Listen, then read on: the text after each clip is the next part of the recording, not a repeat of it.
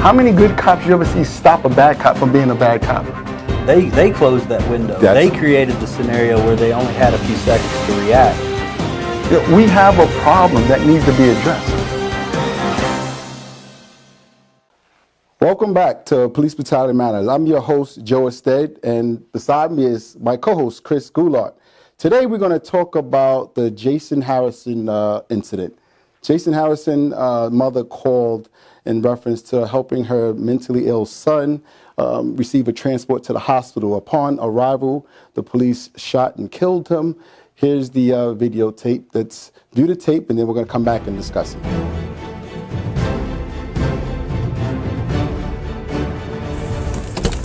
Two Dallas police officers arriving for what they expect will be a routine disturbance call. Other officers had been to this home dozens of times before. This time would be different, and it's all about to be captured on the officer's body camera.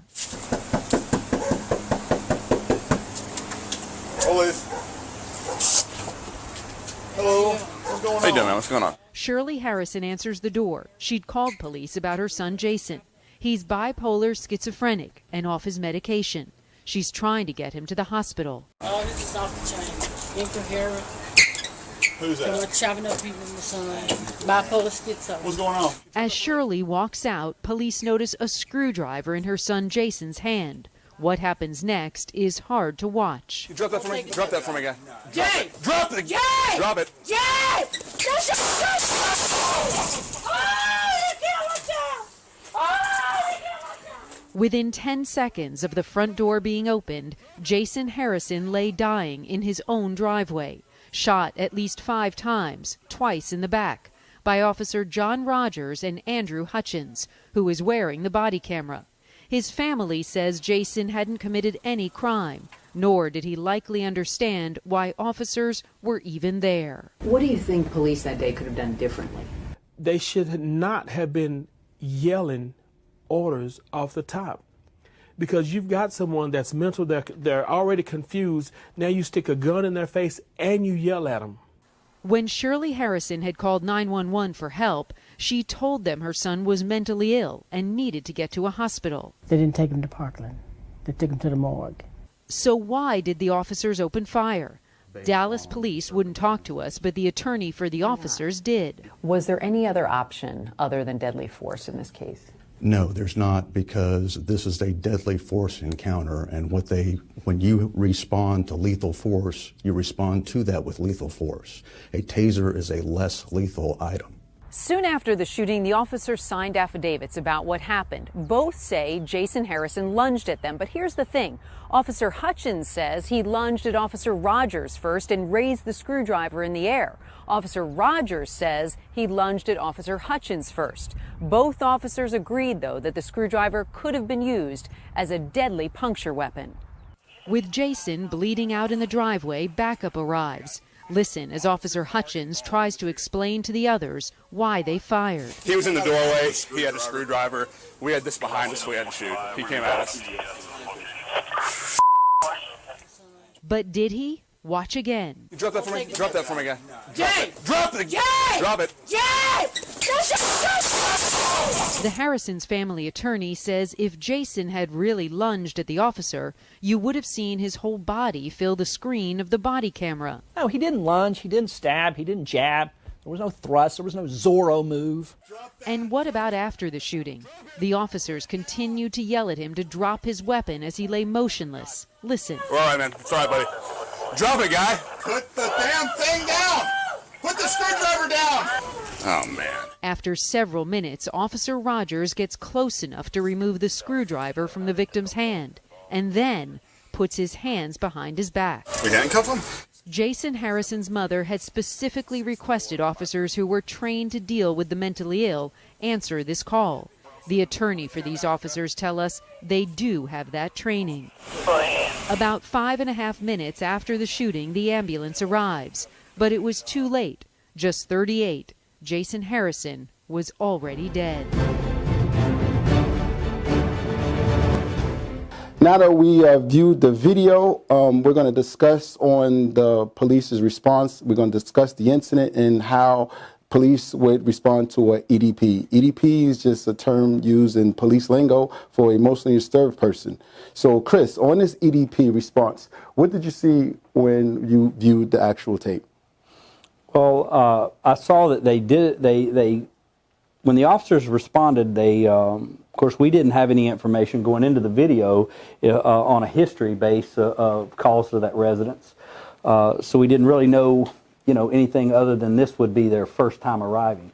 In doing so, immediately there wasn't a lot of distance created once the mother stepped out. And they saw that Jason had a screwdriver or a weapon of some sort. They didn't back up, or they didn't go to a less lethal use of force method like a taser, and you can see a taser on the on one of the officers in the video. But even in deploying a taser, they would have taken a couple of steps back. Striking distance with a knife is a lot further than people think. In that particular scenario, because of the distance that was there, they acted with deadly force versus a less lethal course of action. So you would, if you've been a captain for a long time, if this came across as something that you had to either approve or disapprove, justify or not justify the officer's response and their action, how would you, what kind of evaluation would you give these officers? Well, we can always sit back and create a plan or develop a course of action like an armchair quarterback or something after the play is done. So to go back and critique it, I obviously disagree with the fact that they didn't create distance. I would have probably, engaged the subject with his first name, pulled the mother back, get her, a lot further away from the scenario. There was two officers there, so obviously that could have been done. And then engage the subject, trying to de-escalate it. Right. Versus, of course I would have said put the weapon down, put the screwdriver down, and those type things. But at the same time, I would have tried to use it in a less aggressive manner. But you also have to look at, a lot of law enforcement are trained their interactions in the academy is more aggressive. It's the worst case scenarios. So I don't know how much tenure the officers had, how much training they had. I mean, it'd be real difficult to say. Right.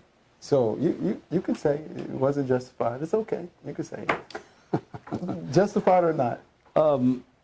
Because of where they were at and where they were standing and placed, it was a justified course of action, but could there have been a different scenario where they wouldn't have used deadly force? Of course.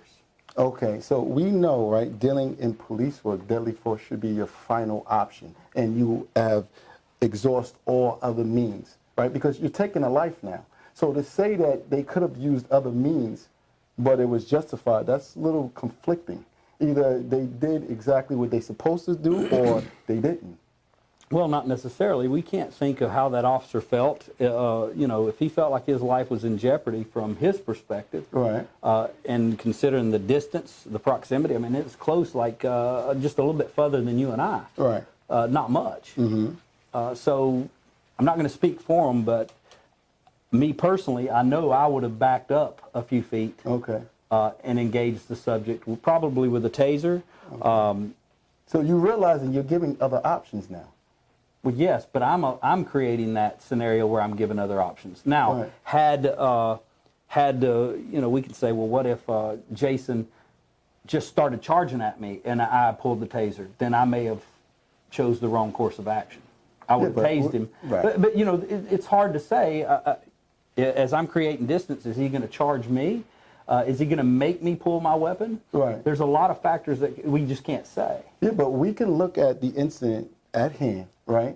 And you put yourself in an incident because you have dealt with EDPs before. Now, there's a right way and wrong way. You can take that argument that you just gave and apply it just about to anything and say, well, the officer might have seen it this way or might have seen it that way. The training, and it's universal training, regardless of what department you're in, deadly force should be your last option. You just gave several different options. So I don't understand how you could say it's justifiable. Like, for example, right? Because of the proximity. I mean, Okay, they didn't but they allow. placed themselves. I don't disagree with that. Right. I don't disagree with I told you right out of the gate, their approach was not a good approach. Right. That approach caused them to be in a deadly force situation. Well, it definitely didn't give them any other options. Right. You know, So I did expect that the officer would pull his taser. At the end of the day, that would have probably been a better course of action for the officer to pull his taser. The other officer, if he still pulled his weapon, had him covered. Right. Now, I totally agree. You just gave another option. I agree. When do we hold police accountable? You just failed to hold them accountable and justified their actions when you yourself just said, like, no, I would have done it this way. But there's a collective, but that's us. All right. Okay, we're assuming that they have as much training as we have. We're making that assumption right now. Okay, so you're saying that we don't know their training. You know, a lot of departments are putting in programs specifically to deal with mental illness. Right. Right. Which I think are great. Right. But, you know, even in those departments, not every officer is getting access to that training or can even follow it. Right. What is the difference between what you just described in the TAMIR RICE case? You just said, right, the officer put themselves in a bad situation, and we both agreed the officers was unjustified in killing young TAMIR. We both agreed to that. But you're using an argument that you could have used under the TAMIR RICE case. No. What I'm saying is, from the get-go, there was no efforts made to create distance. Right, and it cost somebody their life. I don't disagree with that. So why are they not held accountable? But at the same time, you could always make the argument, why didn't he put the screwdriver down and do what he was told? We don't control people that we come in contact with. We control ourselves. We control the training. We control the tactics. If our tactics is wrong, right, somebody's life can be taken from them. No doubt. Right? No doubt. So, you know, I don't know. We don't know if the communications gave them they relayed the information that the mother gave. But we do know, once we was on scene, right, the mother came out first. He said he's off his meds.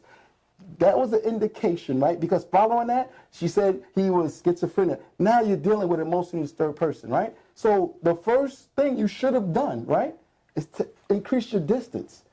You increase your distance. Well, I'm not disagreeing with it, but you can't say that the outcome wouldn't be the same.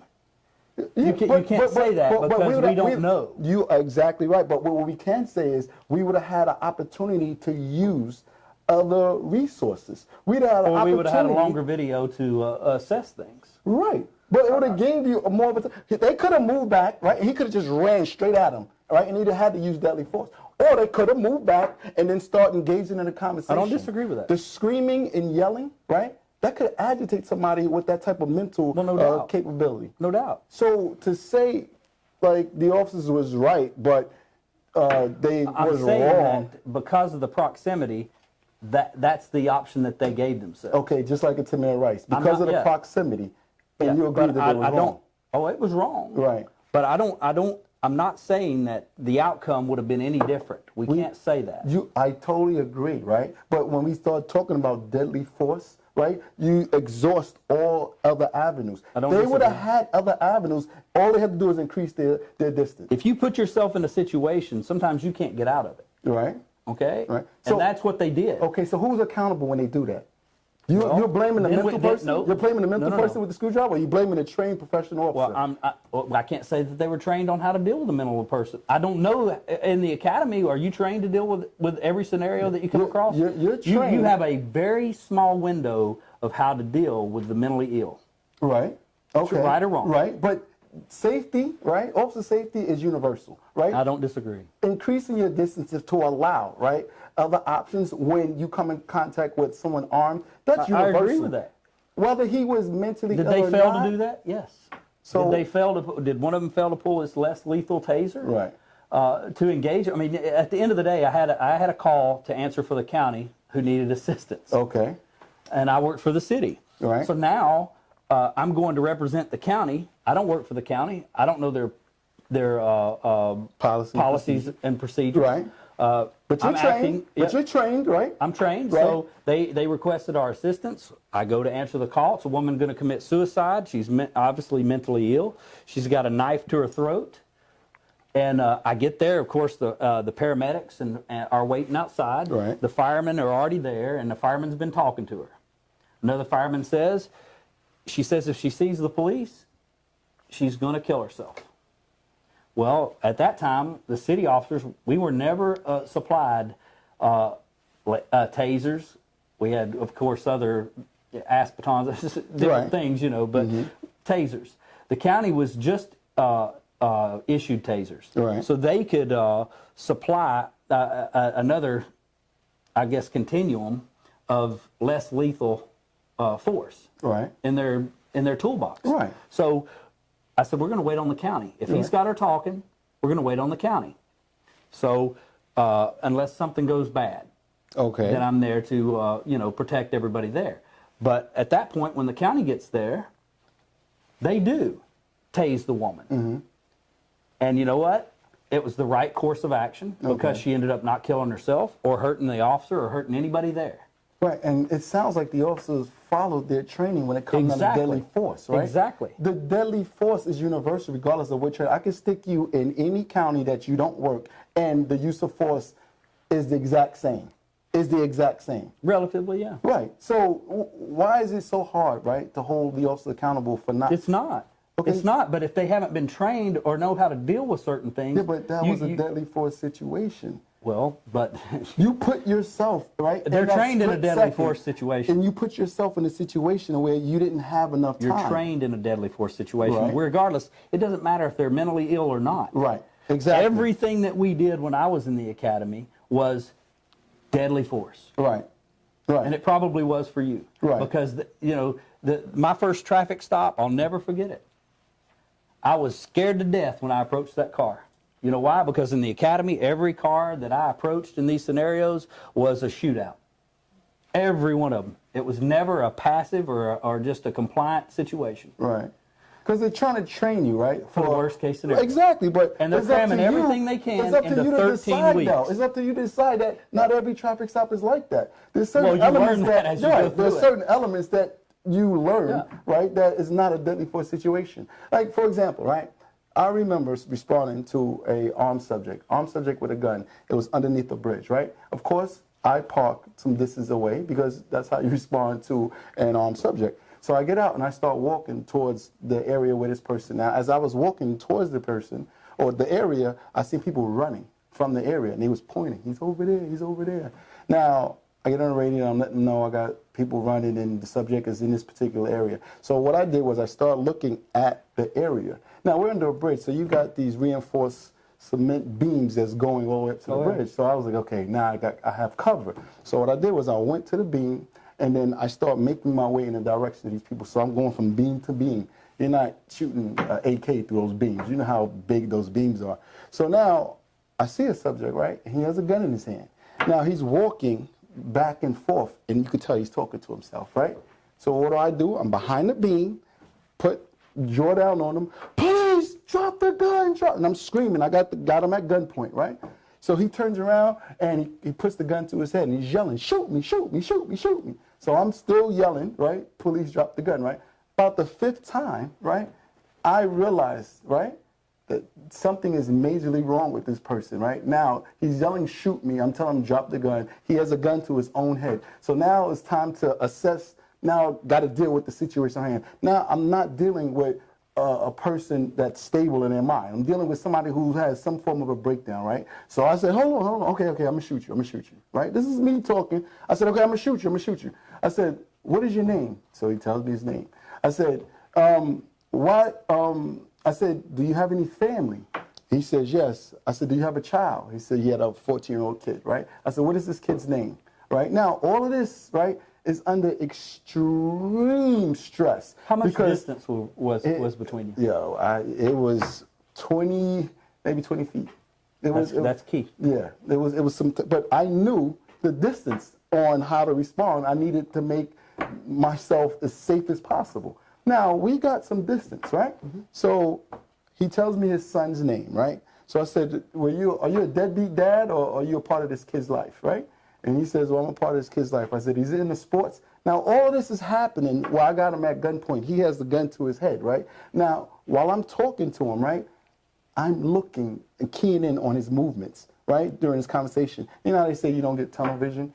Tunnel vision was in play, right? I didn't see anything but this guy, his gun, and I'm talking to myself saying, get ready to shoot, get ready to shoot, get ready to shoot. But I'm talking to him, right? And I'm saying, what's your kid's name? He tells me his kid's name. Is he a deadbeat dad? He says, no, I'm a part of my kid's life. I said, does the kid play sports? He said, yes.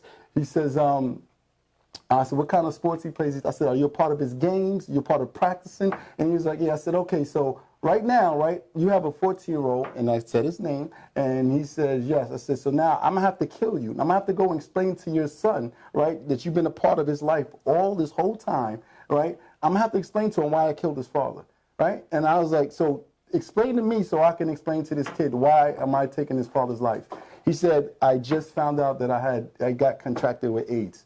So I was like, okay, listen, you got contracted with AIDS, right? I said, with medicine, you can live to see this kid graduate high school, college, right? I said college. I said with medication, I mean, you're talking, right, helping this kid become a young man and then leaving his life for a medical reason. Now, I didn't have a father, right? So I'm telling him this. I said, I didn't have a father. Now, you've been a part of this kid's life all the way up until 14. Now he's have to deal with life without his father. Wouldn't it be a lot better to ride this thing out and still can mentor your son?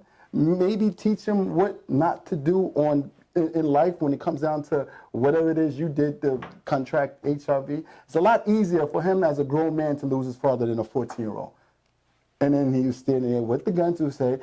I'm still in I'm going to shoot this guy mode because he didn't put the gun down. So I have him at gunpoint the whole time. At this point in time, because the conversation was pretty lengthy, you got about 10 cops. Everybody's posted up. Everybody's posted up to shoot him, right? So I'm still having him at gunpoint. I was like, come on, man.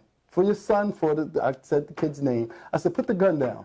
And he was like, he was looking at me, I said, turn around, turn around. He still had the gun. He turned around. I said, put the gun down, step away from the gun. You know, I told him to take 2 steps, 3 steps over, had an officer go retrieve the gun, then I had another officer place him into custody, right?